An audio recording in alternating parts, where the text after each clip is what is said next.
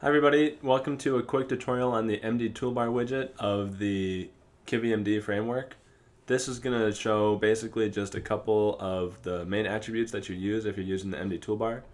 So this is the MDToolbar, this sort of blue banner here. And the main attributes we'll be going over are the title, so how to change the text here, how to change the background color, and then how to specify both the left action items, these buttons here, and what they do, as well as the ones on the right.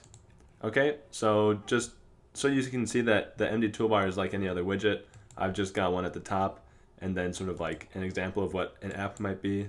I just have a button, and then I have another toolbar at the bottom. So you can place it anywhere you want, but typically you want it at the top of your app, and maybe like this button right here in one of the corners would open like a menu or something. That's pretty typical. Okay, so let's get into the code. I'll close this guy down. Okay, so the contents of my project folder are just the KivyMD package, which I've downloaded and copied over into my project, and then I have a main.kv and a main.py file. So my Python file is pretty standard for a KivyMD app. I just have my main app here, and I've given it this theme CLS, which just manages like the colors. So I have instantiated the theme manager class, and that's about it. Run my main app. Okay, I have nothing in my KV code here, so if I run it, I should just get a blank screen, and that's what I have. So we're going to be using the MDToolbar widget, so let's go ahead and import MDToolbar from the KivyMD.toolbar file, and then it's the MDToolbar class. Okay, I'm going to use a box layout as my root widget for this example. Probably if you're making an actual app, you'll have like a navigation layout like I showed in the previous video. Navigation layouts just let you have that nice sliding menu, if you remember. If you haven't watched the video, go check it out. Okay, so I have a box layout here, and let me specify an orientation. I'll say it's vertical rather than the default of horizontal.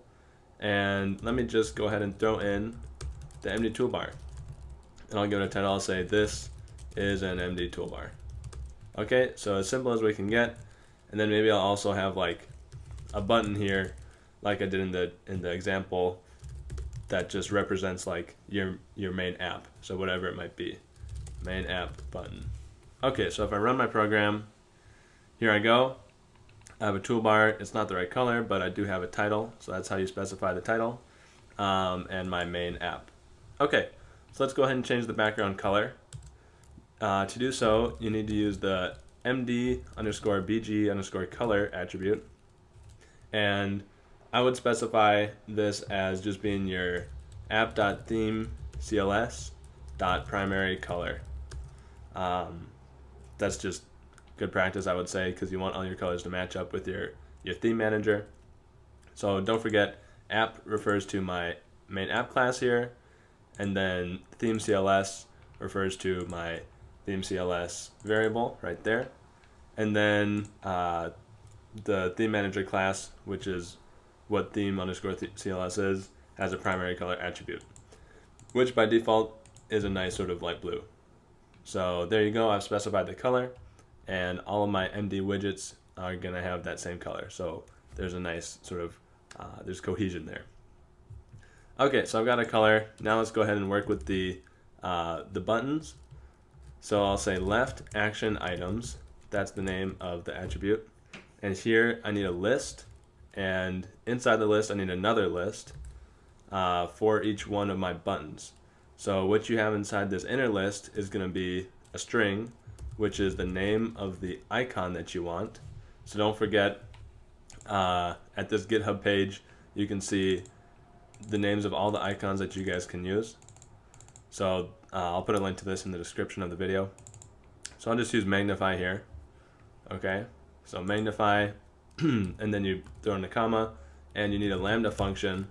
So I'll say lambda x, print x. Okay, so anytime the user clicks on this magnify button, it will run this lambda function. So if I go ahead and run this, you'll see I have one button here, and it looks really nice already. Okay, by default. And whenever I click it, it prints out the X of the lambda function, which is just the button itself. So if I want another button on the left side, I just throw in a comma right here, and then I add in another list. So here maybe I want like a bookmark icon, and then when you click on this one, I'll throw another lambda function. I'll say print, I'll do app.theme cls.primary color. So I should print out whatever that light blue color is. So basically what I wanted to demonstrate here is that you can refer to anything you want inside of this lambda function. So I can refer to my main app class, I could refer to something that has like an ID maybe, anything you want. So these are totally, you can do whatever you want with these lambda functions, okay? There's no restraints. So now if I run my program, there I go, I have this toolbar, this bookmark, and the toolbar of course. And when I click on the bookmark, it prints out the primary color. So this is that light blue color in RGB and alpha format. So red, green, blue, and opacity. Okay, so there you go. You have your left buttons. You might have guessed it by now. You do just the exact same thing on the right side. So it's just called right action items. And I could copy it, or I could go ahead and write it again. So maybe I'll use like the lumps, whatever this is, lumps icon. I'll say lambda x, and as another demonstration, you can use like conditionals inside of these lambda functions in KivyMD. So I could say like print, hey, if true, else print no. Okay, and now finish that off. So here you go, I have this one on the right, and when I click it, it should print hey, alright, because I have this sort of conditional here. Or I could change this to false, and now it should print no. So I'll run it. Here you go, I click it a bunch, and it prints no. Okay, so I've got my left items and my right items, and I've showed that you can refer to your app class. I've showed that you can use conditionals here. Maybe, let's say, foo equals yay. Okay, so now I'll use a conditional from my app class, or a condition based on my app class. So if app.foo is, what did I say, yay? Yay. Okay, so print hey if app.foo is yay. So it should print hey, unless I've screwed something up. There you go, it prints hey. Okay, so you can use any kind of condition here. And then last but not least, just to show, just like I had it in the demo at the start of the video, excuse me, it's just an ordinary widget. I can place it wherever I want. I can put a couple. So now if I run it, I have my two toolbars at the top, and I have one at the bottom, and they all work as you would expect. Okay, so that's it for this video. Hope it was helpful, and thank you guys for watching.